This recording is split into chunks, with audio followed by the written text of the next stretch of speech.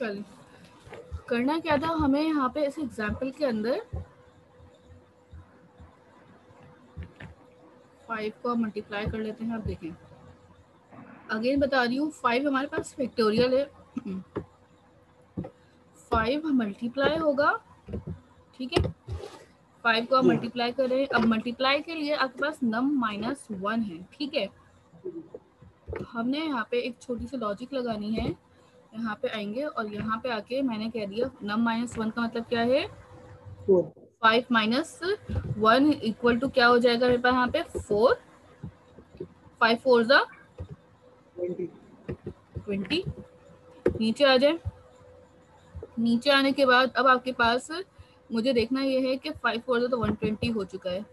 Again next आते हैं step पे। नेक्स्ट स्टेप पे क्या हो जाएगा, 20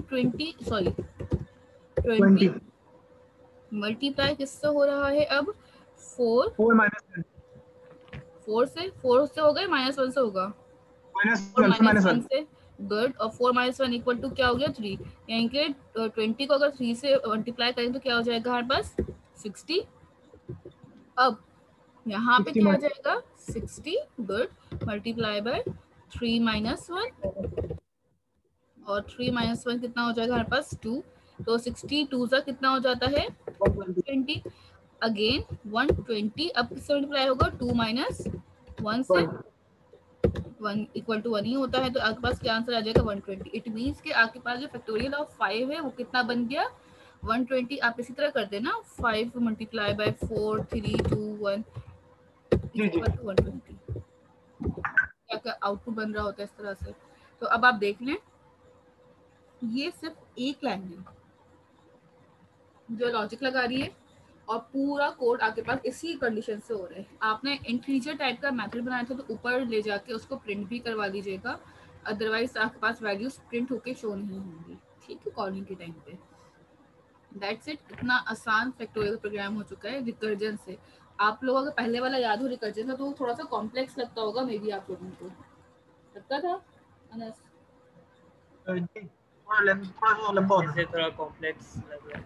ये वाला है वो वाला, ये वाला ज़्यादा आसान है। इससे कोड आपका ना बहुत श्रिंक हो जाता है और लाइन्स ऑफ कोड भी कम हो जाते हैं इससे आपके। आप से प्रैक्टिस करेंगे और तो आपको और इजी लग जाएगा। अच्छा, आपका असाइनमेंट नंबर 2 भी अपलोड नहीं हुआ हुआ ना अभी? असाइनमेंट 2 आपको आज शाम तक या कल तक अपलोड हो जाएगा। 7 to 8 डेज होंगे उसको करने के लिए। अच्छा, नेक्स्ट लैब आपकी लास्ट होगी, ठीक है। नेक्स्ट लैब जो आपकी होगी डेट मीन्स मंडे को वो लास्ट लैब होगी।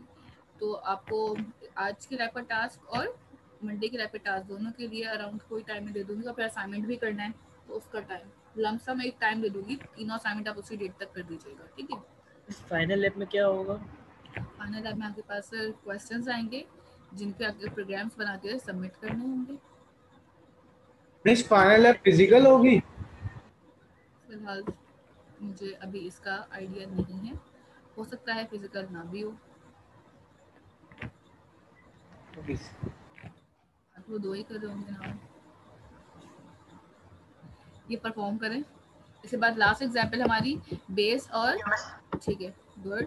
लास्ट एग्जाम्पल अपना खाली बेस और पावर वाली एग्जाम्पल है जो कैलकुलेट करनी थी कि आपने बेस और पावर कैलकुलेट करना होता है ना, यूजर से बेस ले लिया और पावर ले 2 की पावर 3 2 की पावर 4, तो वो आप इस तरह से यहाँ पे कर सकते हैं। ये भी बहुत आसान कोड हो गया है। आपने खाली पावर का लगा देना, इक्वल टू 1 हो तो बेस रिटर्न कर दें कि पावर 1 की वही वैल्यू रहती है, नहीं तो फिर मल्टीप्लाई करके पावर में -1 कर दें। That's it. बहुत इजी कोर्स है, मैं इसकी मैनुअल अपलोड कर दूंगी आपके पास, ठीक है। ये लेफ्ट 12 के साथ ही, या आज जो क्लास हुई है मेकअप वाली उसी के साथ ही अपलोड कर दूंगी, आप देख लीजिएगा। और इसी के साथ ये वाली एग्जाम्पल्स भी आपके यहाँ पे एंड होती है।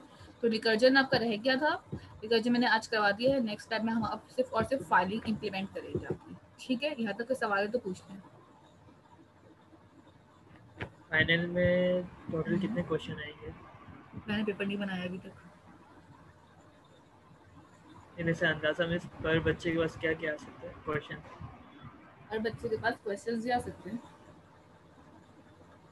एक करने होंगे, 2 करने होंगे, 4-5 भी हो सकते हैं,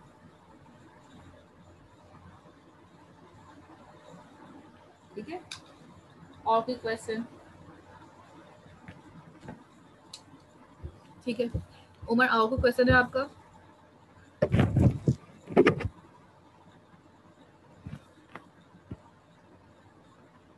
उमर कहाँ गई? एनीवेज, यहाँ तक किसी का कोई क्वेश्चन है तो हम यहाँ पे अपनी क्लास को वाइंड अप कर रहे हैं। अगर आपको कोई क्वेश्चन या क्यूरी हो तो आप पूछ सकते हैं उससे व्हाट्सएप पे भी, और अगर और कोई प्रॉब्लम आ बता दीजिएगा। असाइनमेंट्स कल तक अपलोड हो जाएंगे सारे, आप लोग कर लीजिएगा। ये असाइनमेंट जो आपके पास एरे वाला है वो अपलोड हो चुका है, डेडलाइन देख के करिएगा ताकि आपके पास टाइम रहे। ठीक है, अल्लाह हाफिज़। ओके मैम मेरी वो अटेंडेंस लगा दें, एक उस मिनट रुक वक्त नेट इशू कर रहा था। जाए, मैं उनके नाम कॉल कर रही हूँ जिनके एब्सेंट मार्क है, जो प्रेजेंट है अभी वो मुझे बता दीजिएगा। अब्दुल सुभान, उजैन, उजैन है, अब्दुल सुभान, हाफिज बिलाल, प्रेजेंट मैम। ठीक है, हाफिज बिलाल के बाद मुनीब,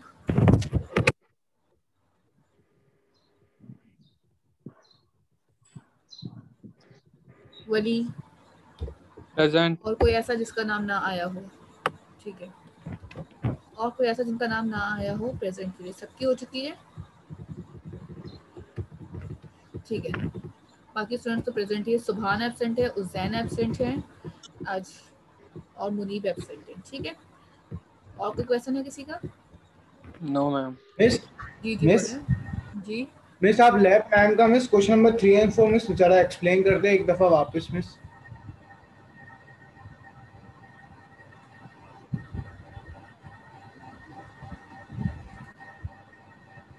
मैं कर रही हूँ।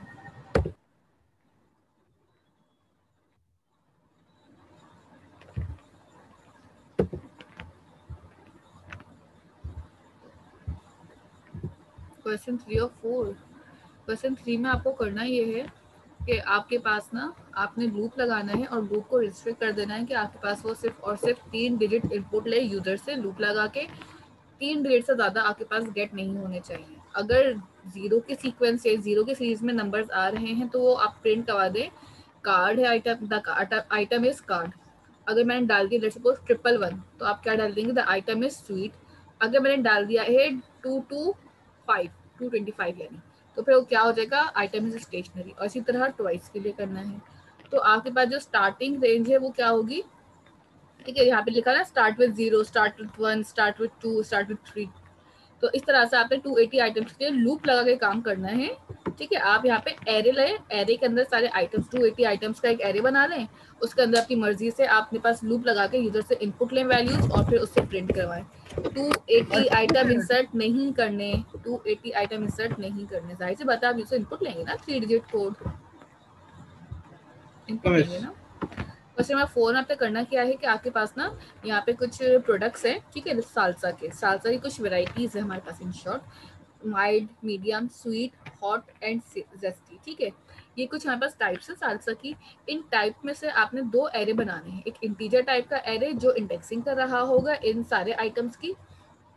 दूसरा एरे स्ट्रिंग टाइप का होगा जो सारे नाम को होल्ड कर रहा होगा। ठीक है, दोनों एरे बनाने के बाद अब आपने बताना ये है कि मेरे पास लास्ट मंथ में कौन सा, यानी कि माइल्ड है कितना ज्यादा सोल्ड हुआ है, मीडियम है तो वो कितना ज्यादा सोल्ड हुआ है, स्वीट है तो वो कितना सोल्ड हुआ है। ठीक है, प्लस उसके हाईएस्ट सेलिंग इनमें से कौन से प्रोडक्ट की है और लोएस्ट सेलिंग कौन से प्रोडक्ट की है।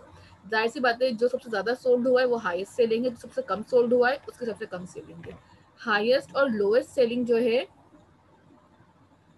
सही, ठीक है। आपके पास हार्ड कोडेड भी प्रॉम्प्ट है, यानी कि the program should prompt user to enter the jars sold of each type. आप खुद इंटर करेंगे कि लाइक मेरे पास सालसा जो है वो 5 सेल हुए हैं।